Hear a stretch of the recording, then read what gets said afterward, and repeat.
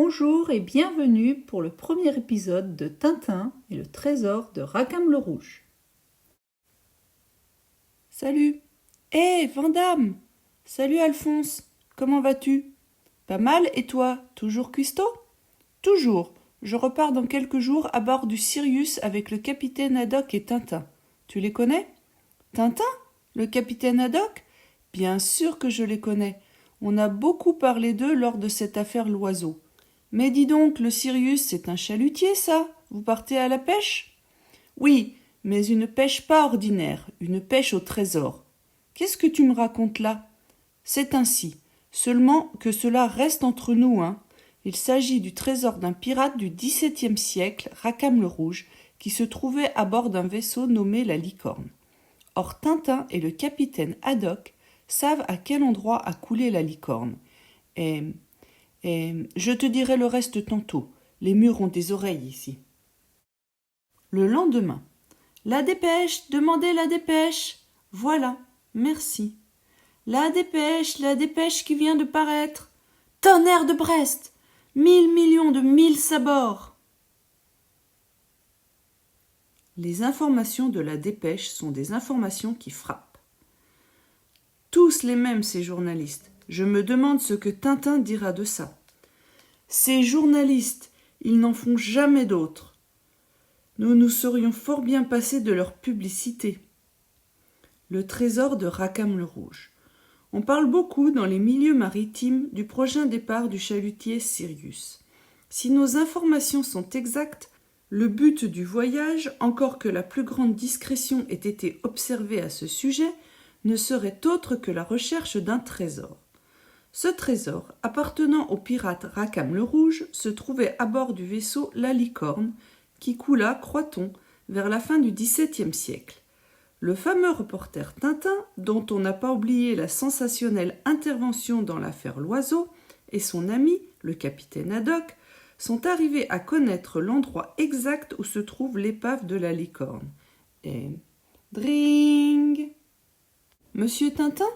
C'est moi. Monsieur Tintin, j'ai appris ce matin par le journal que vous alliez tenter de découvrir le trésor du pirate Rackham le Rouge. Est-ce exact?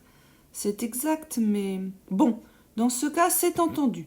Je pars avec vous. Quant au trésor, je me contenterai de la moitié. Voici ma carte. C'est réellement votre nom? Apparemment, jeune homme. Voyez, capitaine. 1000 sabords. Rackham le Rouge. Mais monsieur, si je comprends bien, votre nom est simplement Rackham. Le rouge est le nom de votre épouse. Dans ces conditions, je ne vois pas le rapport qui existe entre le pirate Rackham le Rouge et vous. Dring! Monsieur Tintin, je réclame ma part du trésor. Je suis le descendant de Rackham le Rouge. Pardon, c'est moi. Pardon, c'est moi. C'est moi. Ne l'écoutez pas, c'est moi. C'est moi. Voici d'ailleurs mon arbre généalogique. Laissez-moi faire. S'il y a un véritable Rackham dans le tas, ça se verra tout de suite. Vous êtes donc tous, n'est-ce pas, des descendants de Rackham le Rouge? Bon, eh bien, moi je suis le descendant du chevalier François de Haddock, qui tua jadis Rackham le Rouge en combat singulier. Et il y a des moments où je sens remonter en moi les instincts belliqueux de mon aïeul. Au large, pirate d'eau douce! Que se passe-t-il là-haut? Quelle brute! Pour être des brutes, ce sont des brutes. Une véritable bande de brutes. Je dirais même plus, une véritable bande de brutes. Et voilà vos archives, flibustiers de carnaval. Ça y est, nous voilà débarrassés de cette bande d'escrocs. Dring! Encore? Laissez, je vais voir. C'est vous, Tintin? Pourriez-vous nous donner un coup de main? Il y a une sombre brute qui nous a lancé quelque chose sur la tête. Entrez, nous allons arranger ça. Dring! Je désirerais parler à monsieur Tintin. Pourquoi? Vous vous nommez sans doute Rackham le Rouge? Oui. Non, je vous demande si vous vous appelez aussi Rackham le Rouge. Ah? Je vous demande votre nom! Veuillez parler plus haut, je suis un peu dur d'oreille. Votre nom! Non? Ah, c'est dommage. Tant pis, je reviendrai. J'aurais voulu parler à monsieur Tintin lui-même. C'est moi, Que désirez-vous ? Ah, c'est monsieur Tintin ? On m'avait dit que vous étiez absent. Je suis enchantée de vous connaître. Moi, je me nomme Tournesol. Trifon Tournesol. Ah ? Non, Tournesol, Trifon Tournesol. Monsieur Tintin, j'ai appris que vous alliez partir à la recherche d'un trésor. C'est fort bien. Mais avez-vous songé aux requins ? Aux requins ? Non, jeune homme, je parle des requins. Je suppose en effet que vous devez effectuer des plongées. Et alors, gare aux requins. Mais, n'est-ce pas ? Mais j'ai inventé un appareil destiné à explorer les fonds sous-marins, et cela sans crainte des requins. Si vous voulez m'accompagner chez moi, je vous le montrerai. Je regrette beaucoup, mais je... Non, ce n'est pas loin. 10 minutes à peine. Je regrette, mais je suis très occupée et je n'ai... Mais bien sûr, ces messieurs peuvent aller avec nous. Inutile, je n'ai pas le temps.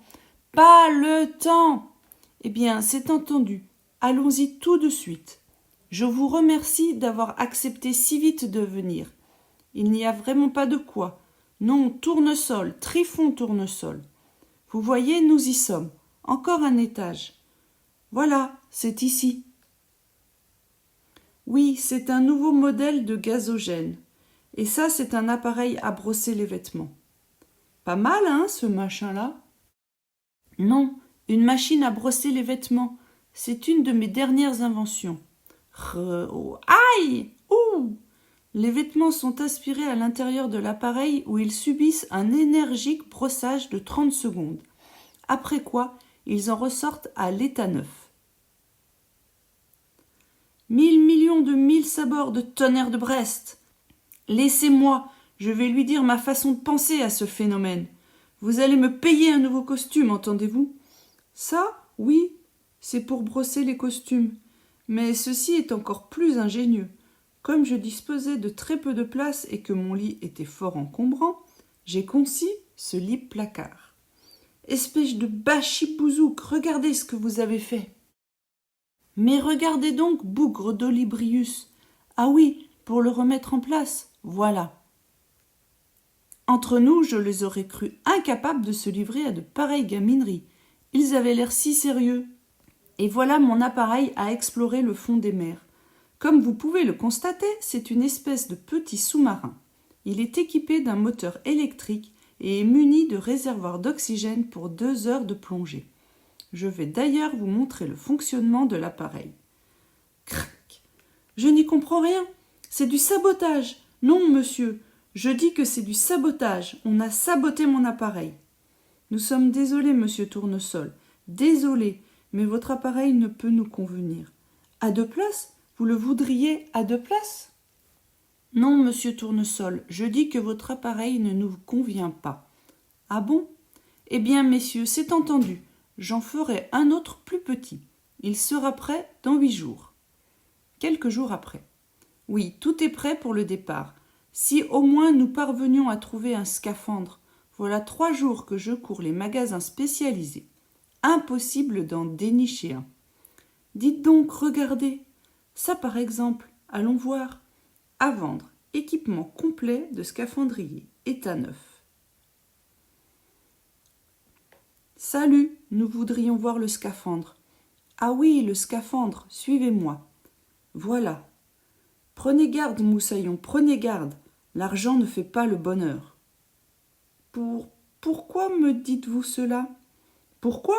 Parce que je vois que tu vas partir à la recherche d'un trésor. Vous voyez cela ? À quoi voyez-vous cela ? Je lis ça sur ton visage. Sur mon visage ? Mais qu'y-a-t-il donc d'extraordinaire, mon visage ? Vous voyez quelque chose, vous ? Ma foi, 1000 sabords !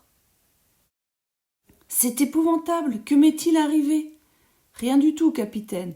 Vous vous regardez simplement dans un miroir concave. Et en voici un autre convexe. Ah, bon. Mais voilà un autre miroir. Je veux en avoir le cœur net. Oh ! 7 ans de malheur ! Et 150 francs pour le miroir. Et d'ailleurs, crois-moi, des trésors à notre époque, ça n'existe plus.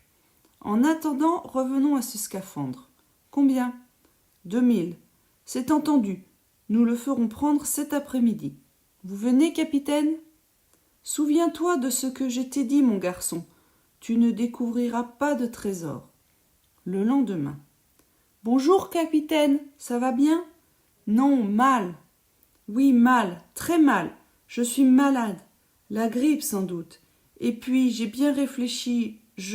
Enfin, bref, en 2 mots. Je ne pars pas. Voyons, ce n'est pas sérieux.